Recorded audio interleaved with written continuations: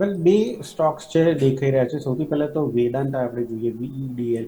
કારણ કે આપણે જોયું કે સ્ટોકમાં આપણને એક ચાર જે સ્ટોક્સ આપ્યા છે એના પછી ઓફકોર્સ એડજસ્ટ થઈ ગયું હતું પ્રાઇસ, અને પ્રાઇસ જોયું તો 250ની આસપાસ હતું ને એના પછી આપણે છેલ્લા 15 દિવસ, સોરી 10 દિવસ ટ્રેડિંગ સેશન્સમાં જોઈએ તો સ્ટોક જે છે સતત વધી રહ્યો છે.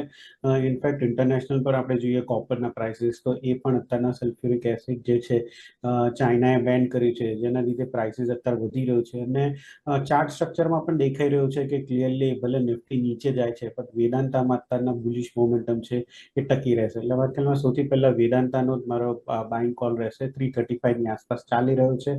342ના ટાર્ગેટથી બાય કરી શકાય છે. 330નો સ્ટોપ લોસ રાખી શકાય.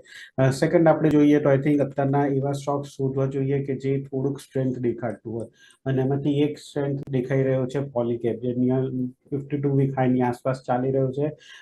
9200ની આસપાસ ચાલી રહ્યું છે. તો આઈ થિંક 9200ની આસપાસ બાય કરી શકાય છે 8900ના સ્ટોપ લોસથી, અને ટાર્ગેટ થોડોક મોટો રાખી શકાય 9500નો. આ 2 થી 3 દિવસનો વ્યૂ છે. તો 8900ના સ્ટ્રિક્ટ સ્ટોપ લોસથી પોલીકેપમાં પણ બાયની રિકમેન્ડેશન છે. ઓકે, તો પોલીકેબ એક તો ધ્યાન પર રાખો અને એક વેદાંતા, બે કાઉન્ટર્સ પર સરે અહીંયાથી સલાહ આપી છે.